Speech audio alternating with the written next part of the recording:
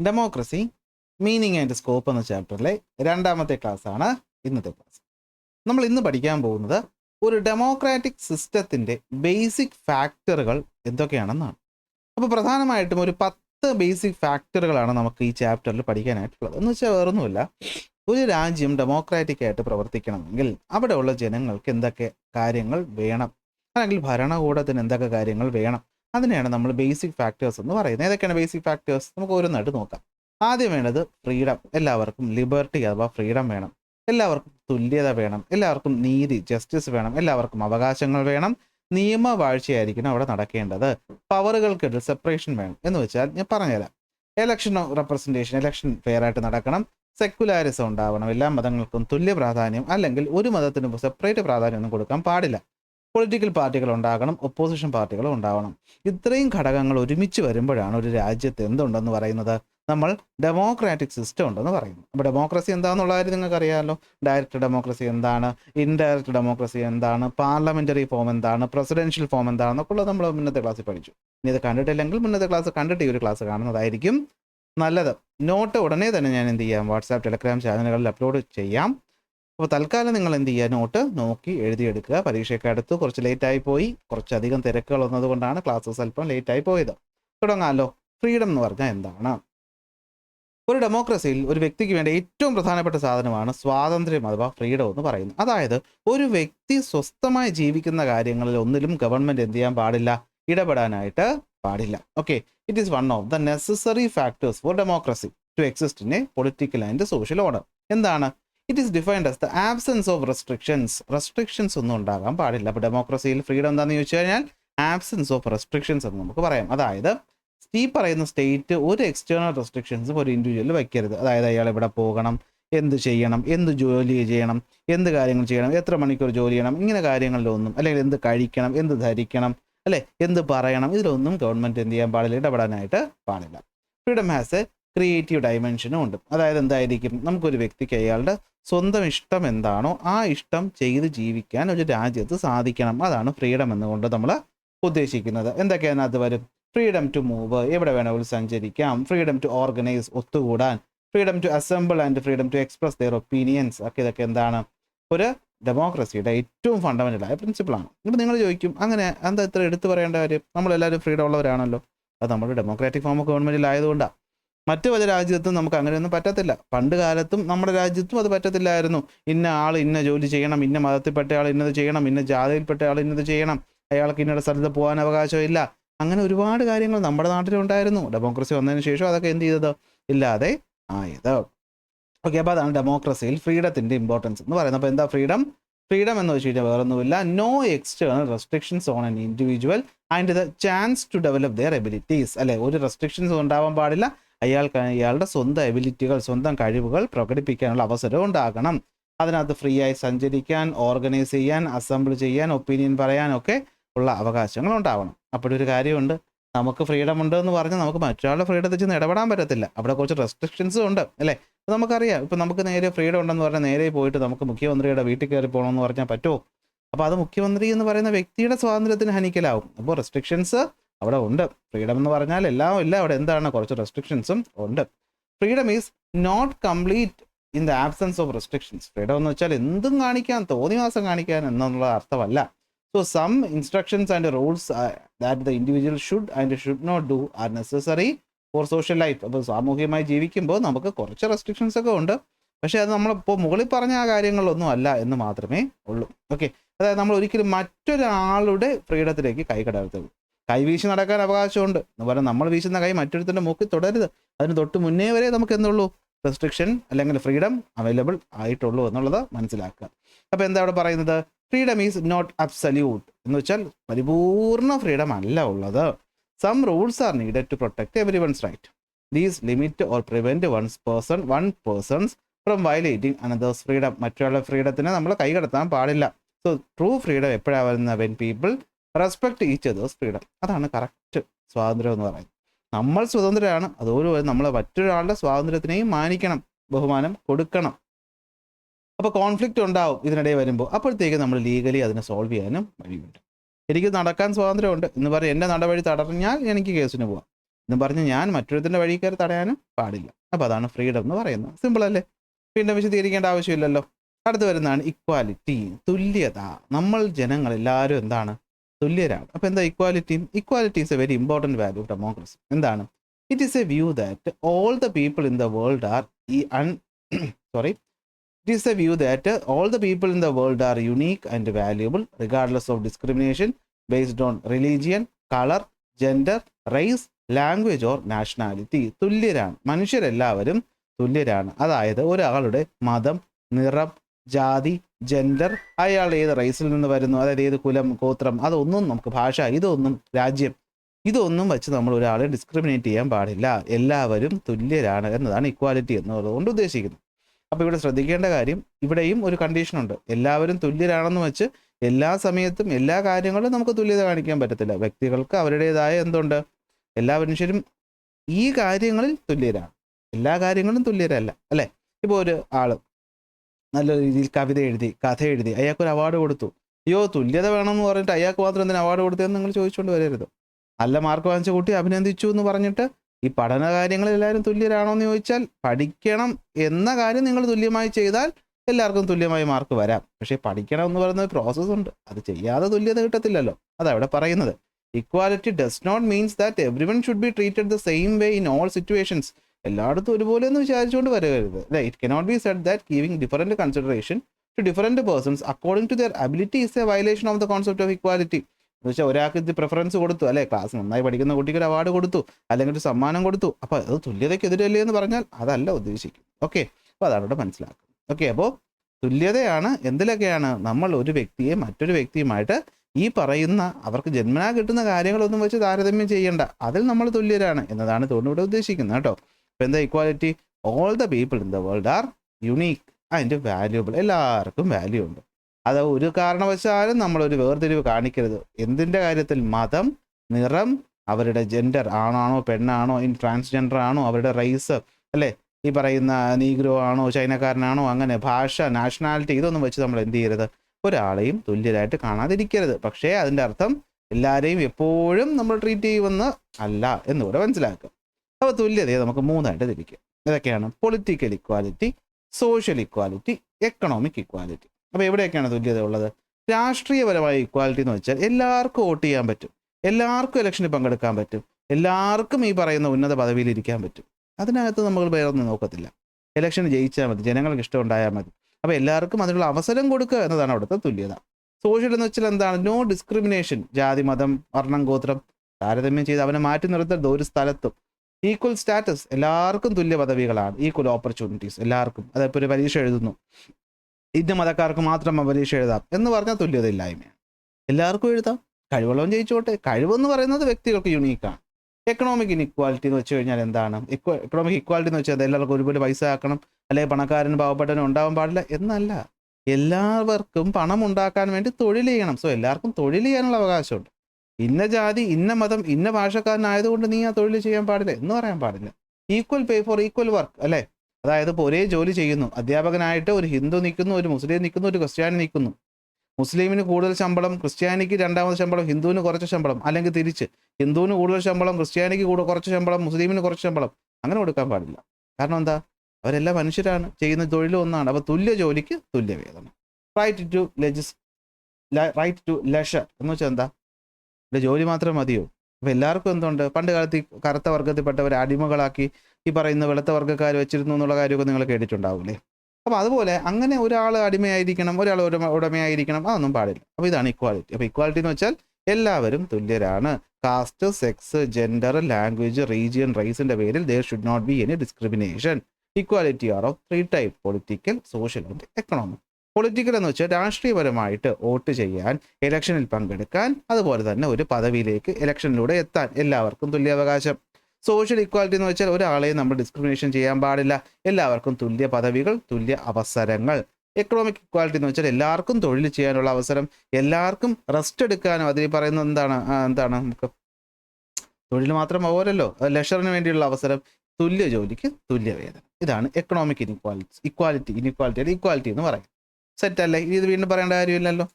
ഇനി എന്താ ജസ്റ്റിസ് എന്ന് പറഞ്ഞാൽ വേറൊന്നുമല്ല, നീതി എന്നാണ്. എന്താണ് നീതി? എന്താ ജസ്റ്റിസ് കൊണ്ട് ഉദ്ദേശിക്കുന്നത്? Giving equal and due consideration to all the individuals as human beings. എല്ലാവരും മനുഷ്യരാണ്. അപ്പോൾ എല്ലാവർക്കും മനുഷ്യരെന്ന് പറയുന്ന കൺസിഡറേഷൻ എല്ലാവർക്കും കിട്ടും, തുല്യമായി തന്നെ കിട്ടും.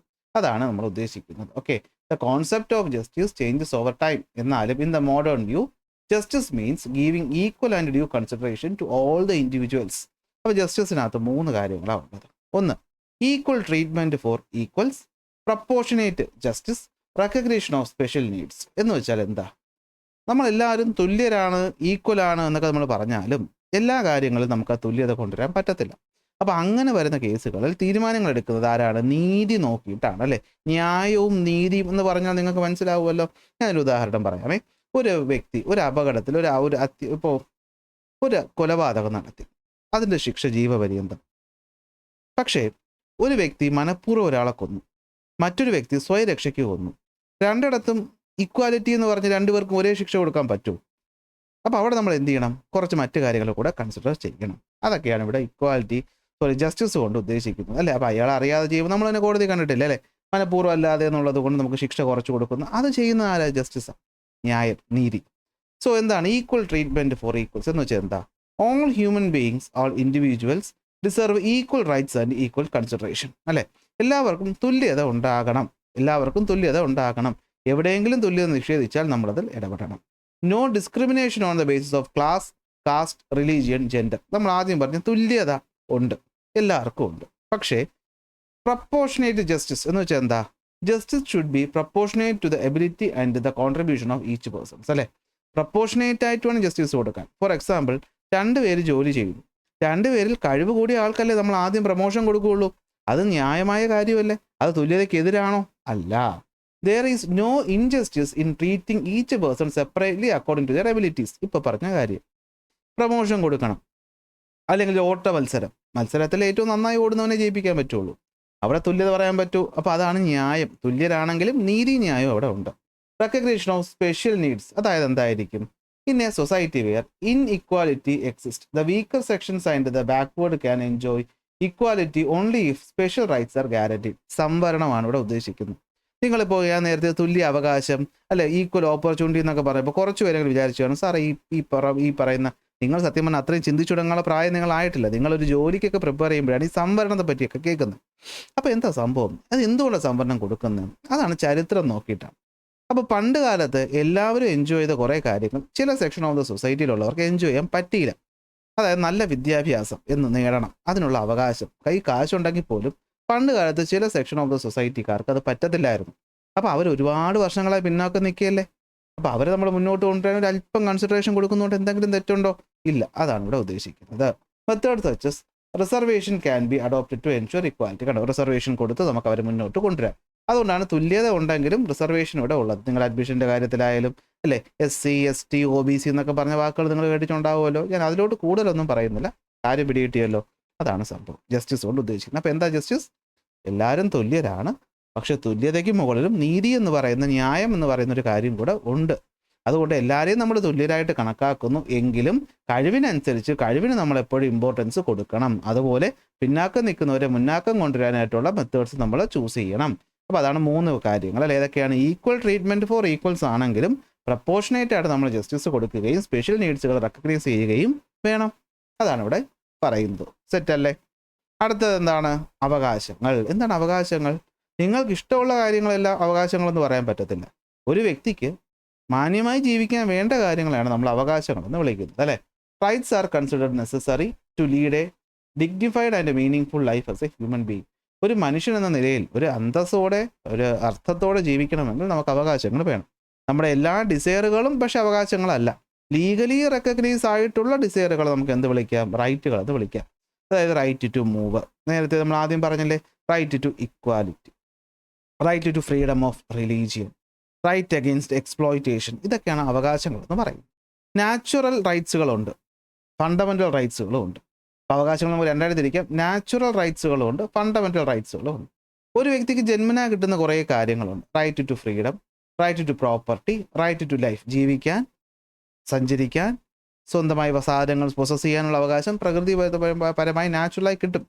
എന്നാൽ നിയമപരമായി നമുക്കത് കിട്ടും. അതിനാണ് ഫണ്ടമെൻ്റൽ റൈറ്റുകൾ എന്ന് വിളിക്കുന്നത്. Okay, part 3 of the constitution, നമ്മുടെ കോൺസ്റ്റിറ്റ്യൂഷൻ പല പാർട്ടായിട്ട് ഡിവൈഡ് ചെയ്തിട്ടുണ്ട്.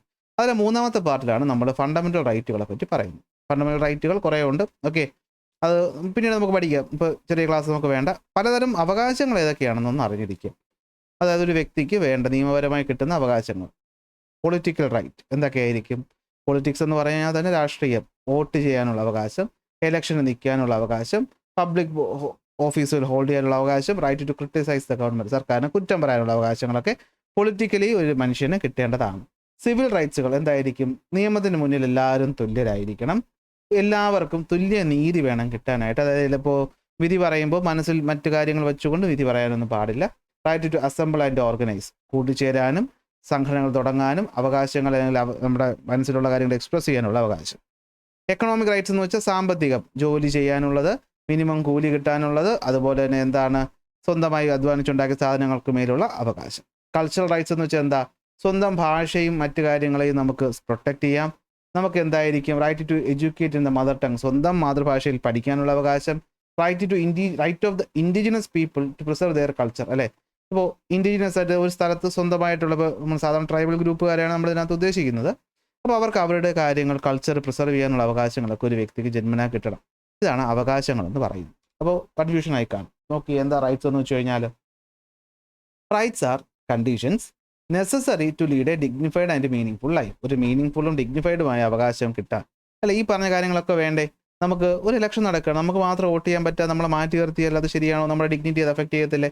അപ്പോൾ വോട്ട് ചെയ്യാൻ, ഇലക്ഷന് നിൽക്കാൻ, ഇലക്ഷൻ ജയിച്ചൊരു അധികാരത്തിലെത്താൻ, ഇനി ഗവൺമെൻറ്റിനെ കുറ്റം പറയാൻ, എല്ലാം നമുക്ക് കിട്ടുന്ന അവകാശങ്ങൾ പൊളിറ്റിക്കൽ റൈറ്റ്സ്. നിയമത്തിന് മുന്നിൽ എല്ലാവരും തുല്യരാണ്, എല്ലാവർക്കും തുല്യ നീതി കിട്ടണം, ഓർഗനൈസ് ചെയ്യാനും എക്സ്പ്രഷൻസ് പറയാനുള്ള അവകാശങ്ങൾ സിവിൽ റൈറ്റ്സ്. എന്നാൽ ജോലി ചെയ്യാനുള്ള അവകാശം, മിനിമം കൂലി, അതിന് ചെയ്ത ജോലിക്ക് മിനിമം കൂലി കിട്ടണം. അതുപോലെ തന്നെ റിസോഴ്സസും പ്രോപ്പർട്ടീസും നമുക്ക് സ്വന്തമായി ഓൺ ചെയ്യാനുള്ള അവകാശം.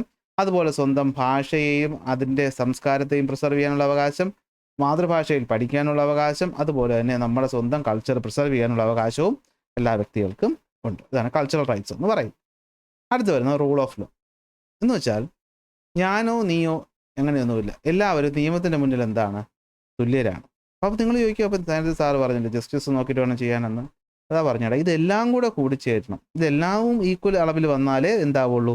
ഡെമോക്രസി ആവുള്ളൂ. ഏതായാലും ഒന്നും കൂടി നിന്നാൽ തന്നെ പണിയാവും. നിങ്ങൾ കറി ഉണ്ടാക്കുന്നു, അമ്മ കറി ഉണ്ടാക്കുമ്പോൾ അല്പം മുളക് പൊടി കൂടുതലിട്ടാൽ കറിക്ക് രുചി ഉണ്ടാവുമോ? ഇല്ല. പക്ഷേ മുളക് പൊടി ഇല്ലാതിരുന്നാലും പറ്റുമോ? ഇല്ല. തുല്യത, ഇതിനെല്ലാത്തിനും ഒരു മിക്സഡ് എഫക്റ്റാണ് നമ്മുടെ ഡെമോക്രാറ്റിക് സിസ്റ്റത്തിനകത്തുള്ളത്. അപ്പോൾ എന്താ റൂൾ ഓഫ് ലോ എന്ന് വെച്ച് കഴിഞ്ഞാൽ വേറൊന്നുമില്ല. നോക്കിയേ, എല്ലാവർക്കും തുല്യ നീതി, everyone is equal before the law, ഇതാണ് പറയുന്നത്. Okay, the essence of the rule of law is that everyone is equal before the law and everyone will receive equal legal protection. The general law of the country will apply equally to everyone, അല്ലേ? നമ്മുടെ നിയമം എല്ലാവർക്കും തുല്യമായിട്ടാണ് വരുന്നത്. No special laws for any group, ആർക്കും പ്രത്യേക നിയമങ്ങളൊന്നുമില്ല. ഒരു രാജ്യത്തെ നിയമം എല്ലാവർക്കും ബാധകം. പക്ഷേ ഇത് ഇന്ത്യയിൽ നടക്കുന്നുണ്ടോ എന്ന് ചോദിച്ചാൽ എനിക്ക് അത്രത്തോളം നടക്കുന്നു എന്നൊരു അഭിപ്രായമില്ല. പല കാര്യങ്ങളും നേരത്തെ പറഞ്ഞ നമ്മൾ സ്പെഷ്യൽ കൺസിഡറേഷൻ്റെ പേരിൽ എല്ലാവർക്കും തുല്യ നിയമമൊന്നും അല്ല. ഇല്ല, ചില കമ്മ്യൂണിറ്റികൾക്ക്, ചില മതങ്ങൾക്ക് സെപ്പറേറ്റ് നിയമങ്ങളൊക്കെ കൊടുക്കുന്നുണ്ട്. ഇപ്പോൾ ഇതൊക്കെ മാറിയിട്ടാണ് നിങ്ങൾ വാർത്തയിലൊക്കെ യൂണിഫോം സിവിൽ കോഡ് എന്ന് പറഞ്ഞൊരു സാധനത്തെ പറ്റി കേട്ടിട്ടുണ്ടായിരിക്കും. ഈ യൂണിഫോം സിവിൽ കോഡ് വന്നാൽ പിന്നെ എല്ലാവർക്കും ഇതിപ്പോൾ റൂൾ ഓഫ് ലോ ഇന്ത്യയിൽ ഉണ്ടോ എന്ന് ചോദിച്ചാൽ ഉണ്ട്, പക്ഷേ അത് അത്രത്തോളം പൂർണ്ണതയിലെത്തിയിട്ടില്ല. ഇത് യൂണിഫോം സിവിൽ കോഡൊക്കെ വരുമ്പോൾ അത് പൂർണ്ണതയിലെത്തും. പക്ഷേ അവിടെയും കുറേ പ്രശ്നങ്ങളുണ്ട്. നേരത്തെ പറഞ്ഞ കാര്യം, സ്പെഷ്യൽ കൺസിഡറേഷൻ കൊടുക്കേണ്ട ആൾക്കാർക്ക് അത് കൊടുക്കണം. അതുകൊണ്ട് റൂൾ ഓഫ് ലോ ഇന്ത്യയിൽ ഉണ്ടോ എന്ന് ചോദിച്ചാൽ ഉണ്ട്, പക്ഷേ പൂർണ്ണമായി ഉണ്ടോ എന്ന് ചോദിച്ചാൽ നമുക്ക് ഒന്ന് ചിന്തിക്കേണ്ടിയിരിക്കുന്നു. അപ്പോൾ ഇതാണ് എന്തെന്ന് പറയുന്നത് rule of law. Rule of law എന്ന് വെച്ചാൽ വേറൊന്നുമില്ല, തുല്യ നീതി. Everyone is equal before the law and everyone will receive equal protection. General laws of the country will be applicable to everyone and there should be no special laws for any special group. ആർക്കും പ്രത്യേകതയൊന്നുമില്ല, എല്ലാവരും തുല്യരാണ്. അതാണ് rule of ലോയിൽ പറയുന്നത്. അടുത്ത് വരുന്നതാണ് separation of power. നോക്കടാ, legislature, executive, judiciary എന്നിങ്ങനെ 3 കാര്യങ്ങൾ ചേരുമ്പോഴാണ് നമ്മുടെ എന്താകുന്നത്? നമ്മുടെ ഡെമോക്രാറ്റിക് സിസ്റ്റം ആവുന്നത്. നിയമം നിർമ്മിക്കാൻ ആൾക്കാർ, അത് നടപ്പിലാക്കാൻ ആൾക്കാർ, അതിലെന്തെങ്കിലും തെറ്റുകുറ്റങ്ങൾ വന്നാൽ അത് ചൂണ്ടിക്കാണിച്ച് അത് കറക്റ്റ് ആക്കാനുള്ള ആൾക്കാർ, ഇവർ 3 പേരും കൂടി ചേരുമ്പോഴാണ് നമ്മുടെ ഒരു ഡെമോക്രാറ്റിക് ഗവൺമെൻറ് വർക്കാവുന്നത്. പക്ഷേ ഇവർ 3 പേരും പരസ്പരം ഒരുപോലെ ഒരു കാര്യത്തിന് വേണ്ടിയാണ് നിലകൊള്ളുന്നതെങ്കിലും ഇവർ 3 പേരും പരസ്പരം സെപ്പറേറ്റ് ആണ്. എന്ന് വെച്ചാൽ മന്ത്രിമാർക്ക് നമുക്കറിയാലോ, നിയമം നിർമ്മിക്കുന്നത് നിയമസഭയിൽ, എന്നാൽ മന്ത്രിമാർ അതിൽ നിന്നുള്ളവരാണെങ്കിലും അവർ സെപ്പറേറ്റ് ആണ്. കോടതികളാണ് ജുഡീഷ്യറി എന്ന് പറയുന്നത്. അപ്പോൾ പുതിയ നിയമം നമ്മൾ ഉണ്ടാക്കിയെടുത്തു, ആ നിയമത്തിൽ തെറ്റുണ്ടെങ്കിൽ ജുഡീഷ്യറി ഇടപെടും. ആ നിയമം നടപ്പിലാക്കേണ്ട ആരാണ്? എക്സിക്യൂട്ടീവാണ്. അപ്പോൾ പരസ്പരം ചേർന്ന് നിൽക്കും, എന്നാൽ ഇവർ തമ്മിൽ ബന്ധമൊന്നും ഇല്ല എന്നുള്ളതാണ് സത്യം. ഓക്കെ, അതാണ് നമ്മുടെ എന്തിനകത്ത് പറയുന്നത്, ഈ പറയുന്ന നമ്മുടെ ഈ പറയുന്ന എന്താണ് സെപ്പറേഷൻ ഓഫ് പവേഴ്സിനകത്ത് നമ്മൾ എന്ത് ചെയ്യുന്നത് പറയുന്നത്. അപ്പോൾ എന്താണ് സെപ്പറേഷൻ ഓഫ് പവറിനകത്ത് നമ്മൾ പറയുന്നത്? സെപ്പറേഷൻ ഓഫ് പവറിനകത്ത് നമ്മൾ പറയുന്നത് ഇത്രയേ ഉള്ളൂ. എന്തായിരിക്കും? Separation of power among the branches of the government, namely the legislature, the executive and the judiciary. അതായത് the three branches will remain independent of each other, also check the activities of others. അതായത് ഇപ്പോൾ മന്ത്രി തെറ്റ് ചെയ്താൽ കോടതി ഇടപെടും, കോടതിക്ക് മന്ത്രി എന്ത് ചെയ്യാം? അറസ്റ്റ് ചെയ്യിപ്പിക്കാനുള്ള അവകാശമുണ്ട്. ഇനി ജഡ്ജ് തെറ്റ് ചെയ്താലോ പാർലമെന്റ് കൂടി ആ ജഡ്ജിനെ പുറത്താക്കാനുള്ള അവകാശമുണ്ട്. മന്ത്രിമാരെ പുറത്താക്കാൻ ലെജിസ്ലേച്ചറിന് പറ്റും, അതേ ലെജിസ്ലേച്ചറിലുള്ള മന്ത്രിക്ക് വിചാരിച്ചാൽ ഒരു MLA എന്ത് ചെയ്യാൻ പറ്റും? പുറത്താക്കാൻ പറ്റും. അപ്പോൾ അങ്ങോട്ടും ഇങ്ങോട്ടും റെസ്പോൺസിബിളും ആണ്. പക്ഷേ അവർ മൂന്നുപേരും തമ്മിൽ ഇൻഡിപെൻഡൻ്റ് ആണ്. അതായത് ഒരാൾക്ക് പ്രവർത്തിക്കാൻ മറ്റൊരുത്തൻ്റെ സഹായം വേണ്ട. അതായത് ഇപ്പോൾ ജുഡീഷ്യറിയിൽ നമ്മളൊരു വക്കീൽ അല്ലെങ്കിൽ ഒരു ജഡ്ജ് ഇപ്പോഴത്തെ മന്ത്രിക്കെതിരെ ഒരു വിധി പറഞ്ഞു എന്ന് വെച്ചിട്ട് ആ ജഡ്ജിൻ്റെ ശമ്പളം പിടിച്ചു വയ്ക്കുക, ആ ജഡ്ജിനെതിരെ എന്തെങ്കിലും ചെയ്യാമെന്ന് വെച്ചാൽ പറ്റത്തില്ല. കാരണം അതിനൊക്കെ സെപ്പറേറ്റ് ഫണ്ടും കാര്യങ്ങളും ഉണ്ട്. ഇതിലൊന്നും മറ്റൊക്കെ ഇടപെടാൻ പറ്റത്തില്ല. അത് ഒരുത്തനെ ബുദ്ധിമുട്ടിപ്പിച്ച് നമുക്ക് ഇഷ്ടമുള്ള കാര്യം നടത്തിപ്പിച്ചെടുക്കുക, അതൊന്നും പറ്റത്തില്ല. കാരണം ഇതില്ലെങ്കിൽ എന്ത് പറ്റും? ഇതില്ലെങ്കിൽ ടൈറനി അല്ലെങ്കിൽ എന്താണ് ഫ്രീഡം എൻഡേഞ്ചേർഡ് ആകും. അല്ല, ഇതെല്ലാം ഇപ്പോൾ നിയമസഭയുടെ കയ്യിലാണെങ്കിൽ അവർക്ക് ഇഷ്ടമുള്ളത് നടക്കുകയുള്ളൂ. അല്ല, ഇപ്പോൾ ഒരു നിയമം പാസ്സാവുന്നു, ആ നിയമം ജനങ്ങൾക്ക് ദ്രോഹകരമാണെങ്കിലും അവിടെ ഉള്ള ഈ പറയുന്ന മെജോറിറ്റിയെ സപ്പോർട്ട് ചെയ്ത് കഴിഞ്ഞാൽ ആ നിയമമാവും. അത് ഫണ്ടമെൻ്റൽ റൈറ്റ്സിനെ ചിലപ്പോൾ ഹനിക്കുന്നതായിരിക്കാം. പക്ഷേ ജുഡീഷ്യറി ഉണ്ടെങ്കിൽ ജുഡീഷ്യറിക്ക് എന്ത് ചെയ്യാം? അവിടെ കയറി ഇടപെട്ടിട്ട് പറയാം ആ നിയമം മാറ്റാം. അതാണ് ഉദ്ദേശിക്കുന്നത്. ഇനി വരുന്ന election and representation. Separation of power എന്താ പറയുന്നത്? Separation of power among the branches of the government, namely the legislature, the executive and the judiciary. If all these powers are concentrated in a single branch, it will lead to tyranny and endanger the freedom. Next വരുന്നതാണ് election. എന്താ election എന്ന് വെച്ച് കഴിഞ്ഞാൽ ഇത്രയേ ഉള്ളൂ. റെപ്രസെൻറ്റേറ്റീവ്സിനെ നമുക്കറിയാമല്ലോ, നമ്മളൊരു indirect democratic ആയിട്ടുള്ള രാജ്യമാണ്. അപ്പോൾ നമ്മുടെ ജോലി എന്താ? നമ്മളെ ഭരിക്കാനുള്ള ആൾക്കാരെ എലക്ട് ചെയ്ത് അങ്ങോട്ട് അയക്കുക എന്നുള്ളതാണ്. അപ്പോൾ അത് ഫ്രീയും ഫെയറുമായിട്ട് നടക്കാൻ വേണ്ടിയിട്ടാണ് ഇലക്ഷൻ റെപ്രസെൻറ്റേഷൻ എന്ന് പറയുന്നത്. നിങ്ങളിപ്പോൾ പഞ്ചായത്ത് ഇലക്ഷനൊക്കെ നടക്കാൻ പോകുമ്പോഴത്തേക്ക് നിങ്ങൾ ഇലക്ഷൻ കമ്മീഷൻ്റെ ഉത്തരവ് കാര്യങ്ങളെന്നൊക്കെ പറഞ്ഞ് വാർത്തകൾ കേൾക്കുന്നുണ്ടാവൂലേ? അതാണ് സംഭവം.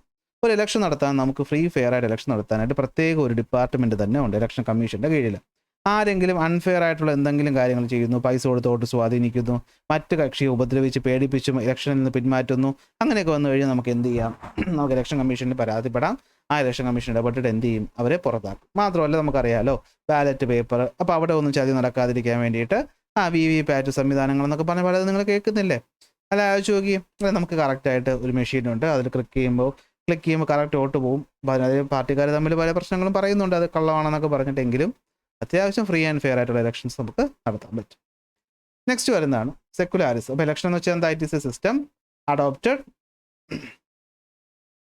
System adopted to elect the representatives of the people. Election should be free, fair and held at a regular interval. അല്ലേ? 5 കൊല്ലം കൂടുമ്പോൾ കൃത്യമായിട്ട് നടക്കുന്നില്ലേ? ഇനി സെക്കുലാരിസം എന്ന് വെച്ചാൽ എന്താണ്? സെക്കുലാരിസം എന്ന് വെച്ച് കഴിഞ്ഞാൽ മതം എന്നൊരു സംഭവം രാജ്യത്തുണ്ട്, എല്ലാവർക്കും അവരുടേതായ മതമുണ്ട്. പക്ഷെ രാജ്യത്തിന് സ്വന്തമായിട്ട് എന്തില്ല? ഒരു മതമില്ല. അതായത് ഇന്ത്യ എന്ന് പറയുന്നത് ഹിന്ദു രാഷ്ട്രമെന്നോ മുസ്ലിം രാഷ്ട്രമെന്നോ ക്രിസ്ത്യൻ രാഷ്ട്രമെന്നോ പറയാൻ പറ്റത്തില്ല. ഇന്ത്യ എന്ന് പറയുന്നത് ജനങ്ങളുടെ ഒരു കൂട്ടായ്മയാണ്. അവിടെ ഹിന്ദുക്കളുണ്ട്, ക്രിസ്ത്യാനികളുണ്ട്, മുസ്ലിമുണ്ട്, ജൂതരുണ്ട്, സിഖുകാരുണ്ട്, പാഴ്സികളുണ്ട്, പല മതക്കാരുമുണ്ട്, ബുദ്ധിസം ഫോളോ ചെയ്യുന്നവരുണ്ട്, ജൈനിസം ഫോളോ ചെയ്യുന്നവരുണ്ട്, എല്ലാവരും ഉണ്ട്. അപ്പോൾ അതാണ് സെക്കുലാരിസം എന്ന് പറയുന്നത്. എന്തായിരിക്കും? Separation between state and religion. ഇത് ഞാൻ എക്സാമ്പിൾ വെച്ച് പറഞ്ഞുതരാം. നിങ്ങൾ ചില അറബ് രാജ്യങ്ങൾ, ഇപ്പോൾ ഇറാൻ എന്ന് പറയുന്ന ഒരു രാജ്യം ഒരു മുസ്ലിം രാജ്യമാണ്. അവിടുത്തെ ഒഫീഷ്യൽ മതം മുസ്ലിമാണ്. അത് മുസ്ലിം മതത്തിൽപ്പെട്ട കാര്യങ്ങൾ അവിടുത്തെ നിയമപരമായും അവർക്ക് എന്ത് ചെയ്യാൻ പറ്റും? നേടിയെടുക്കാൻ പറ്റും. പക്ഷേ ഇന്ത്യ അങ്ങനെയല്ല. അപ്പോൾ അതാണ് ഇവിടെ ഉദ്ദേശിക്കുന്നത്. നമുക്ക് ഒഫീഷ്യലി ഒരു മതമില്ല, നമുക്ക് എല്ലാ മതക്കാർക്കും ഇമ്പോർട്ടൻസ് ഉണ്ട്, ആരും ആരെക്കാളും മുകളിലൊന്നും അല്ല. The state will not have any official religion. At the same time ജനങ്ങൾക്ക് എന്ത് ചെയ്യാം? ഇഷ്ടമുള്ള റിലീജിയൻ ഫോളോ ചെയ്യാനുള്ള അവകാശവും ഉണ്ട്. സോ റിലീജിയസ് ഇക്വാലിറ്റി നമ്മൾ എന്ത് ചെയ്യും? ഉണ്ടാക്കും. So in a democratic system secularism is relevant in 2 ways. First, എല്ലാ മതക്കാരെയും നമ്മൾ ഈക്വലായിട്ട് കാണും, എന്നാൽ നമ്മുടെ ഗവൺമെൻറ്റിന് ഒരു മതം ഉണ്ടാവാൻ പോകുന്നുമില്ല. അതുകൊണ്ടാണ് ഗവൺമെൻറ് പരിപാടികൾ നടത്തുമ്പോഴത്തേക്ക് നമുക്ക് ഒരു മതത്തിൽപ്പെട്ട ആൾക്കാരുടെ ഇൻഫ്ലുവൻസ് കൂടുതലായിട്ട് ചെയ്യാൻ പറ്റാത്തത്. എങ്കിലും പലപ്പോഴും അത് തെറ്റാറുള്ളത് നമ്മൾ വാർത്തകളൊക്കെ കാണുന്നതുമാണ്. മെജോറിറ്റി മതത്തിൽപ്പെട്ട ആൾക്കാർ എന്ത് ചെയ്യാറുണ്ട്? അവരുടെ മതപരമായ കാര്യങ്ങളൊക്കെ ചെയ്യാറുണ്ട്. പക്ഷേ അതിനോടൊപ്പം മറ്റു മതക്കാരുടെ കാര്യങ്ങളെയും കൂടി നമ്മൾ റെസ്പെക്ട് ചെയ്ത് വേണം പോകാൻ. അതാണ് സംഭവം. അതാണ് ഇവിടെ ഉദ്ദേശിക്കുന്നത്. സർക്കാരിന് മതമുണ്ടാകാൻ പാടില്ല, അതൊരു കാരണവശാലും നല്ലതല്ല. മന്ത്രി ഹിന്ദു ആണെങ്കിൽ ഹിന്ദു മതത്തിന് ഇമ്പോർട്ടൻസോടെ കൊടുത്താൽ അത് സെക്കുലാരിസത്തിനെതിരെ, മന്ത്രി മുസ്ലിം ആണെങ്കിൽ മുസ്ലിം മതത്തിന് ഇമ്പോർട്ടൻസ് കൊടുത്താൽ അത് തെറ്റ്, മന്ത്രി ക്രിസ്ത്യാനി ആണെങ്കിൽ അങ്ങനെ പിടികിട്ടി കാണുമല്ലോ. അതാണ് സാധനം. Okay, so secularism is a separation between state and religion. The state will not have an official religion. At the same time, the citizens will have a freedom to believe in any religion as they wish, and the state will treat all religion equally. Next വരുന്നതാണ് എന്ത്? Political parties. ഒരു ഡെമോക്രസിയുടെ ഏറ്റവും അടിസ്ഥാനമാണ് എന്ത്? Political parties എന്ന് പറയുന്നത്. എന്താ political പാർട്ടീസിനാണ് നമുക്ക് പറയാനുള്ളത്? Political parties plays a crucial role in shaping the public opinion, create political awareness, facilitating democracy by organizing events to win elections and gain political power. എന്താ സംഭവം? ഒരു രാഷ്ട്രീയം, നമ്മൾ ജനങ്ങളുടെ പ്രതിനിധിയാണല്ലോ നമ്മൾ ഭരിക്കുന്നത്. അപ്പോൾ ആ ജനപ്രതിനിധി ഉണ്ടാകണമെങ്കിൽ അയാൾക്കൊരു പൊളിറ്റിക്കൽ പാർട്ടി വേണ്ടേ? അല്ലെങ്കിൽ ജനങ്ങൾക്ക് വേണ്ടി പ്രവർത്തിക്കുന്ന ഒരാളല്ലേ? അങ്ങനെ ജനങ്ങൾക്ക് വേണ്ടി പ്രവർത്തിക്കുന്ന ആൾക്കാരെയാണ് നമ്മൾ പൊളിറ്റിക്കൽ മെമ്പേഴ്സ് എന്ന് വിളിക്കുന്നത്, അല്ലെങ്കിൽ പൊളിറ്റിക്കൽ പാർട്ടിയുടെ മെമ്പേഴ്സ് എന്ന് പറയുന്നത്. അവർക്ക് അവരുടേതായ ഒരു വ്യൂ ഉണ്ടാവും. ഇപ്പോൾ BJP, കോൺഗ്രസ്, കമ്മ്യൂണിസ്റ്റ്, 3 എണ്ണം നമ്മുടെ നാട്ടിലുള്ളതാണല്ലോ. അവർക്ക് 3 പേർക്ക് അവരുടേതായ ഇഷ്ടമുണ്ട്. അപ്പോൾ ആ ഇഷ്ടമുള്ള ആൾക്കാർക്ക് ആ പാർട്ടി ചേരാം. ഇനി ചേർന്നില്ലേലും കുഴപ്പമില്ല, അവർ നിർത്തുന്ന ആൾക്ക് വേണ്ടി നമുക്ക് വോട്ട് ചെയ്ത് അവരെ എന്ത് ചെയ്യാം, നമുക്ക് വേണ്ടി ഭരിക്കാനായിട്ട് മുകളിൽ കൊണ്ട് എത്തിക്കാം. അതാണ് പൊളിറ്റിക്കൽ പാർട്ടിയുടെ ജോലി. അപ്പോൾ ജനങ്ങളുടെ ഒപ്പീനിയൻസ് എന്ത് ചെയ്യുന്നു, കൊണ്ടുവരാനായിട്ട് അത് സഹായിക്കുന്നു. അപ്പോൾ നമുക്കറിയാം നാട്ടിലൊരു പ്രശ്നമുണ്ട്, അല്ലെങ്കിൽ ആ നാട്ടിലുള്ള പ്രശ്നത്തിനെ പറ്റിയിട്ട് ഇവരായിരിക്കും മുന്നിട്ട് ഇറങ്ങുന്നത്. കാരണം നമ്മളിപ്പോൾ ജോലിക്ക് പോകുന്ന ഒരാൾക്ക് ചിലപ്പോൾ ജനങ്ങളുടെ നാട്ടുകാര്യങ്ങൾ ഇടപെടാൻ പറ്റിയെന്ന് വരത്തില്ല. അപ്പോൾ അതിനുവേണ്ടി ഇടപെടുന്ന കുറച്ച് ആൾക്കാർ, അതാണ് പൊളിറ്റിക്കൽ മെമ്പേഴ്സ്. എനിക്ക് രാഷ്ട്രീയം ഇഷ്ടമാണ്, പക്ഷെ ഒറ്റ കാര്യമേ ഉള്ളൂ, രാഷ്ട്രീയക്കാർക്ക് ഒരു തൊഴിൽ വേണമെന്നുള്ള അഭിപ്രായം എനിക്കുണ്ട്. കാരണം രാഷ്ട്രീയം ഒരു തൊഴിലാക്കി മാറ്റുമ്പോഴാണ് ഈ വെട്ടിപ്പും തട്ടിപ്പും ഉണ്ടാകുന്നത്. നേരെ മറിച്ച് വിദേശ പല രാജ്യങ്ങളിലും രാഷ്ട്രീയക്കാർക്കും സ്വന്തമായിട്ട് എന്തുണ്ട്, ഒരു തൊഴിലുണ്ട്, അല്ലെങ്കിൽ സ്വന്തമായൊരു ബിസിനസ് കാണും. അങ്ങനെയുള്ള ഒരു രാഷ്ട്രീയത്തിൽ വരുന്നത് നല്ലതെന്നാണ് എനിക്ക് തോന്നിയിട്ടുള്ളത്. തൊഴിൽ, ബിസിനസ് അല്ല, തൊഴിൽ. അപ്പോൾ അവർക്ക് അവരുടേതായ വരുമാനം തൊഴിൽ നിന്ന് കിട്ടും. അല്ലാത്ത സമയം കണ്ടെത്താൻ പറ്റുന്നവർ വന്നാൽ മതി രാഷ്ട്രീയത്തിൽ.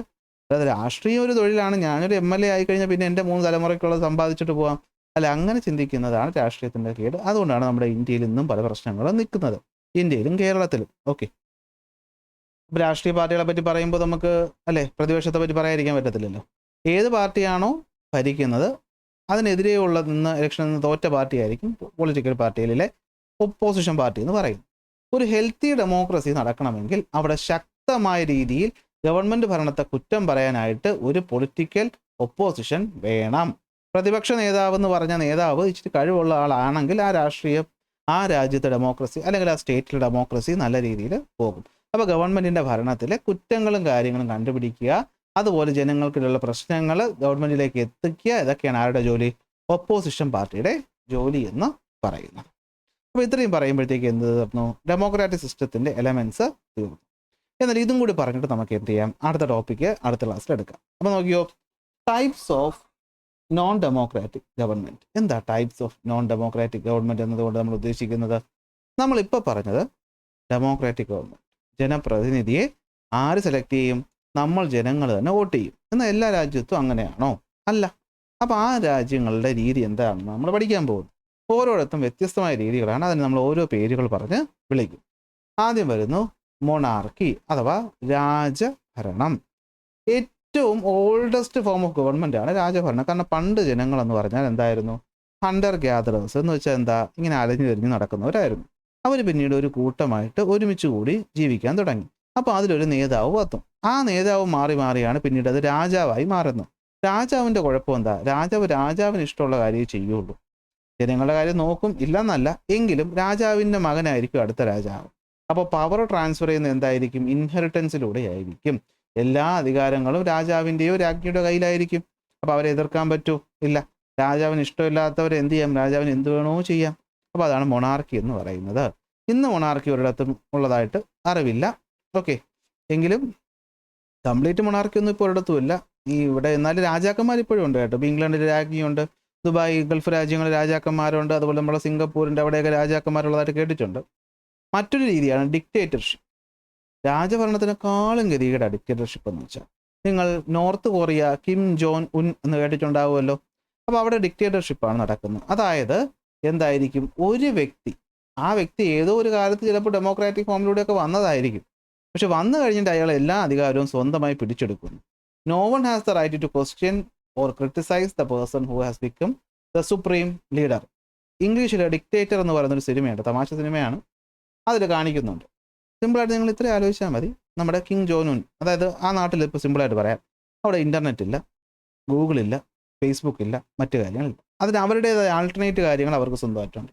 അവിടെ എന്ത് ചെയ്യും ജനങ്ങളുടെ സ്വാതന്ത്ര്യം അതൊന്നും അവിടെ ഇല്ല. എങ്ങനെ മുടി വെട്ടണം, എന്ത് ഡ്രസ്സ് ധരിക്കണം, ഏത് മതം സ്വീകരിക്കണം, അതെല്ലാം അവർ തീരുമാനിക്കും. അതാണ് ഡിക്റ്റേറ്റർഷിപ്പ് എന്ന് പറയുന്നത്. Okay, all forms of democracy including elections will be band. അല്ലെ, അവിടെ എലക്ഷൻ ഒന്നുമില്ല.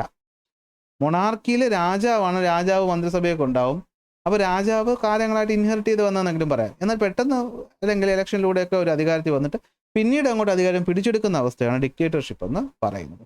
പല ഡെമോക്രാറ്റിക് ഫോമുള്ള പല ഗവൺമെൻറ്റുകളിലും ഇന്ന് നടക്കുന്ന സത്യം പറഞ്ഞാൽ എന്താണ്? ഡിക്റ്റേറ്റർഷിപ്പാണ്. പേരൊന്നും ഞാൻ പറയുന്നില്ല. ഓക്കെ, നെക്സ്റ്റ് വരുന്നതാണ് ദ മിലിറ്ററി ഡിക്റ്റേറ്റർഷിപ്പ്. അപ്പോൾ അധികാരി ഒരു സാധാരണക്കാരനാണെങ്കിൽ ഡിക്റ്റേറ്റർഷിപ്പ്. ഇനി പട്ടാളമാണ് ഭരിക്കുന്നതെങ്കിൽ നമുക്ക് എന്ത് വിളിക്കാം? മിലിറ്ററി ഡിക്റ്റേറ്റർഷിപ്പ് എന്ന് പറയും. അതായത് മിലിറ്ററി ഡയറക്റ്റായിട്ടായിരിക്കും അവിടെ കാര്യങ്ങൾ ചെയ്യുന്നത്. ചിലപ്പോൾ പാകിസ്ഥാനിലൊക്കെ ഇടയ്ക്കിടയ്ക്കൊക്കെ മിലിറ്ററി ഡിക്റ്റേറ്റർഷിപ്പ് വന്നിട്ടുണ്ട്. There will be no democratic right or other forms of democracy. ഡെമോക്രസിയെ ബന്ധപ്പെട്ട ഒരു കാര്യം അവിടെ ഉണ്ടാവത്തില്ല. പ്രൊട്ടസ്റ്റ് ചെയ്യാൻ പാടില്ല, ക്രിട്ടിസൈസ് ചെയ്യാൻ പാടില്ല, പട്ടാളം കയറി എന്ത് ചെയ്യും? വെടിവെക്കും. അതാണ് മിലിറ്ററി ഡിക്റ്റേറ്റർഷിപ്പ് എന്ന് പറയുന്നത്. മ്യാൻമറിൽ ഇപ്പോൾ നടക്കുന്നത് ഇത്തരത്തിലൊരു മിലിറ്ററി ഡിക്റ്റേറ്റർഷിപ്പ് ആണ്. പാർട്ടി ഡിക്റ്റേറ്റർഷിപ്പ് മറ്റൊരു സാധനം. ഇത് പറയുമ്പോൾ ചിലപ്പോൾ ചിലർക്ക് ഇഷ്ടപ്പെടത്തില്ല, എന്നാലും ഞാൻ പറയണമല്ലോ. ഗൂഗിൾ അങ്ങനെ തന്നെ പറഞ്ഞു. പാർട്ടി ഡിക്റ്റേറ്റർഷിപ്പ് എന്ന് വെച്ചാൽ ഒരു രാജ്യം ഭരിക്കുന്നത് കാണുമ്പോൾ പുറത്തുനിന്ന് നോക്കുമ്പോൾ ഡെമോക്രസിയാണ്, ഇലക്ഷൻസ് ഉണ്ട്, നടക്കുന്നുണ്ട്. പക്ഷേ അവിടെ എന്തേ ഉള്ളൂ? ഒരൊറ്റ പാർട്ടിയേ ഉള്ളൂ. നിങ്ങൾക്ക് വോട്ട് ചെയ്യാം, പക്ഷേ വോട്ട് ചെയ്യാൻ അവിടെ ഒരു പാർട്ടി ഉണ്ടാവുള്ളൂ, ഒരു സ്ഥാനാർത്ഥി ഉണ്ടാവുള്ളൂ. അയാൾക്ക് വേണമെങ്കിൽ നിങ്ങൾ പോയി വോട്ട് ചെയ്ത് അയാൾ എന്ത് ചെയ്യുക? ജയിപ്പിച്ച്. നിങ്ങൾ വോട്ട് ചെയ്യാൻ പോയില്ലെങ്കിലും 5 വോട്ട് കിട്ടിയാലും അയാൾ എന്ത് ചെയ്യും? ജയിക്കും. അതായത് എന്തായിരിക്കും? All the power of the state are concerned in the party. ഞാൻ ഉദ്ദേശിക്കുന്നത് നമ്മുടെ ചൈന രാജ്യത്തെ പറ്റിയിട്ടാണ്. Okay, democratic values including freedom of expressions are completely prohibited. ഇത് ചൈനയ്ക്ക് ബാധകമാണെന്നല്ല ഞാൻ പറഞ്ഞത്. ഒരു പാർട്ടി ഉള്ളത് മാത്രമാണ് ഞാൻ ചൈന എന്ന് പറഞ്ഞത്. ഇനി അതിൻ്റെ പേരിൽ എൻ്റെ അടുത്ത് ആരും ദേഷ്യം തോന്നാറ്. ചൈനയിൽ ഒരു പാർട്ടിയേ ഉള്ളൂ, അത്രേ എനിക്കറിയാം, കമ്മ്യൂണിസ്റ്റ് പാർട്ടി. അടുത്ത് തിയോക്രാറ്റിക് സ്റ്റേറ്റ്. തിയോക്രാറ്റിക് സ്റ്റേറ്റിന് ഏറ്റവും നല്ല ഉദാഹരണമാണ് ഇറാൻ. അതായത് പുരോഹിതന്മാരായിരിക്കും രാജ്യം ഭരിക്കുന്നത്, മതത്തിനായിരിക്കും അവിടെ ഇമ്പോർട്ടൻസ് കൊടുക്കുന്നത്. ഒരു ഒഫീഷ്യൽ റിലീജിയൻ ഉള്ള രാജ്യമായിരിക്കും, അവിടുത്തെ കാര്യങ്ങളൊക്കെ ആ മതത്തിനനുസരിച്ചായിരിക്കും പോകുന്നത്. ഇറാനാണ് നല്ല എക്സാമ്പിൾ എന്ന് പറയുന്നത്. Clergy will directly rule the state according to religious laws. The official religion of the state shall be the basis of the legal system. Okay, everyone shall be obliged to believe in and follow the official religion. ആ മതം നിങ്ങൾ follow ചെയ്യണം, അത് practice ചെയ്യണം. എതിർത്താൽ അതിൻ്റെ പേരിൽ നിങ്ങൾക്ക് ജയിലിൽ കിടക്കേണ്ടിയൊക്കെ വരാം. ഇതാണ് തിയോക്രാറ്റിക് സ്റ്റേറ്റ് എന്ന് പറയുന്നത്. അപ്പോൾ ഇതാണ് ഇന്ന് നമ്മൾ പഠിച്ചു നിർത്തുന്ന ടോപ്പിക്. ഇനി ഇന്ത്യൻ ഡെമോക്രസിയെ പറ്റിയിട്ടാണ്. അത് അടുത്തൊരു ക്ലാസ് നമുക്ക് എന്ത് ചെയ്യാം? പഠിക്കാം. ക്ലാസ് ഇഷ്ടപ്പെട്ടാൽ ലൈക്ക് ചെയ്യുക, ഷെയർ ചെയ്യുക, സബ്സ്ക്രൈബ് ചെയ്യുക. അടുത്ത ക്ലാസ്സിൽ അടുത്ത ടോപ്പിക്കുമായിട്ട് കാണാം.